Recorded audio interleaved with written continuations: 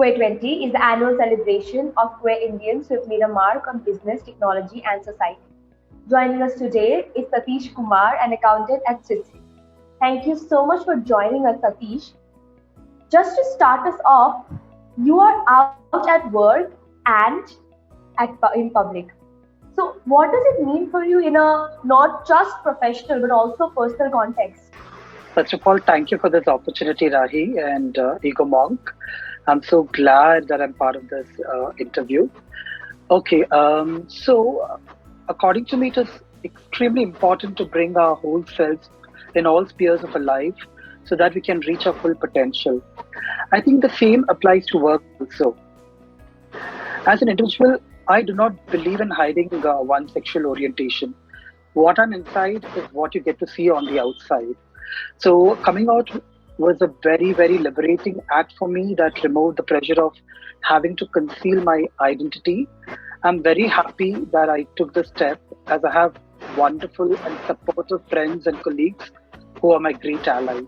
That is so heartwarming to hear. You were recently on a podcast where you shared your coming out story. So why don't you share it with us too? It's my pleasure to share it. So, yeah, my journey is no different than most of you. So, life is a huge, huge battlefield where all of us are warriors prepared to fight till the very end. The world gave us unheard of in those times. Actually, nobody in my family and neighborhood had any clue about homosexuality either. I never had any problem with the way I was, but I soon realized, that people in my neighborhood brought a wide variety of negative responses. You should have been born a girl was often shouted at, like as if being Mysore was a very bad thing. But just like an orchestra conductor, I turned my back to face the music and put all negative comments and name calling behind me. As I grew older, that certain feeling of disconnect simply kept growing within me. Childhood sometimes can be so unforgiving, as bullying is something which comes pretty easy, especially, when you're different.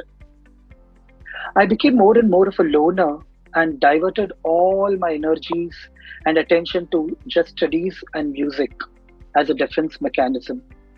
I even took to prayer so that, this illness would get cured. I very vividly remember that, I used to visit Kali temple near my house and I would sit in front of the goddess for hours together and weep and would ask her to cure me. Then the realization that there was no other way, that I had no choice in the matter, that this is who I am, that it's innate to me struck me so, so hard. And I realized that I'm not willfully choosing to be attracted to boys. But the messages I grew up with were that being gay was sinful, disgusting, dirty, unacceptable, against the nature, God, and society. And, that I was certainly going to hell. Abusive experiences and an environment of apathy quickly led me to hate myself for being born this way. In fact, I tried to commit suicide twice, but those efforts were futile, and I decided to never, never succumb to such feelings ever again. Rather, I decided to fight till the end, no matter what challenges life throws at me. Thank God that, I'm still alive and I'm like, enjoying this life. This is a gift of God, and I certainly regret, taking such a step during those times. Slowly over the years, I have come to terms with my sexuality. My friends who matter to me have shown their tremendous support and acceptance, which is truly wonderful, and this has helped me bloom. And I must also say that, music and S. Janaki Amma have helped me to retain my sanity. I now happily enjoy my complete self, immersed in music and in making others around me very happy. That is a quite tumultuous journey, but since then you have spent 14 years in major corporate.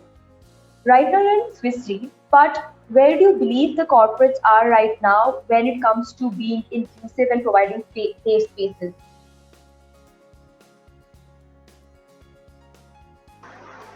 I think a lot of corporates are now taking notice of inclusive work culture, which will actually catapult their businesses and earnings after the Supreme Court had repealed the Section 377. However, I know that many organizations, including Swiss Re, had a culture of inclusion even before the Section 377 was written down. That said, explicitly stating support is a step that is needed to be made by all the organizations to go beyond the mere tokenism of celebrating pride. While that is an important first step, I believe that organizations cannot stop at it and have to move further in ensuring their practices and policies are inclusive to the LGBTI community.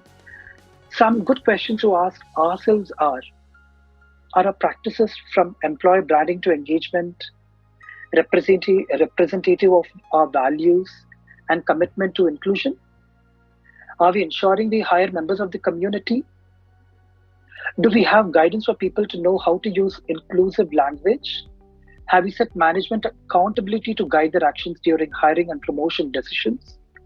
Do we have inclusive infrastructure in our offices, like, for example, gender neutral bathrooms, etc.? That said, I feel that while most organizations have set out on the journey of inclusion, it is only baby steps yet. And there is a lot more that we can do, especially for the transgender community.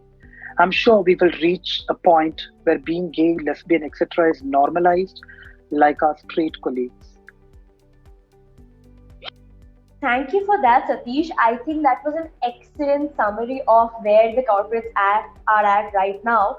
And also, thank you for the checklist, which I strongly believe every corporate has a duty to be cognizant of and make sure they're following it, because there is no looking back. They Exactly. only have to go forward now.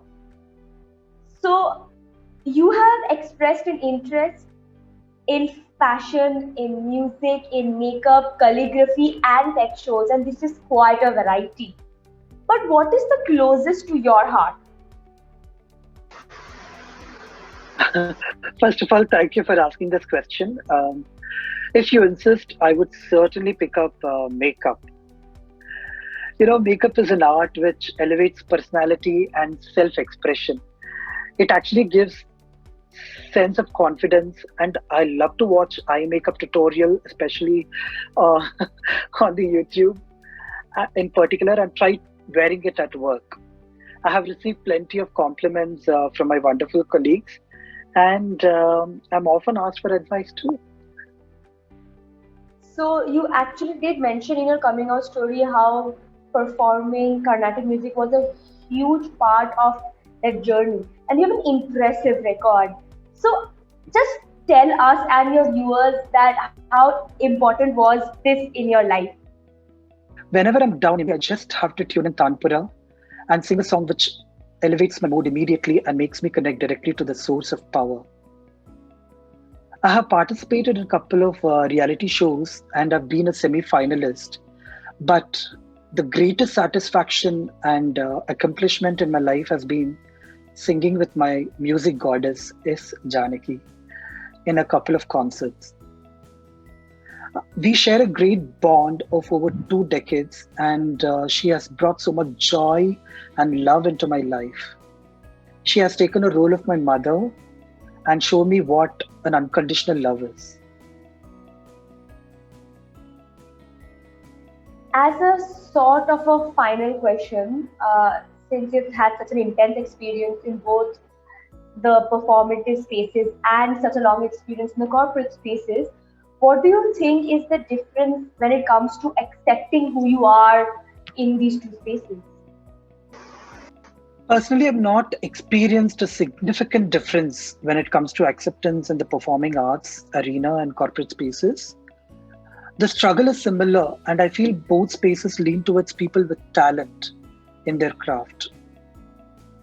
I'm immensely proud of a couple of LGBT community members who have succeeded in their profession through sheer hard work and dedication. And they have set an example for others to emulate. For example, Nartaki Natraj, She was honored with Padma Shri in 2019, which brings hope to people to excel in their craft. And I'm sure definitely people will take a notice.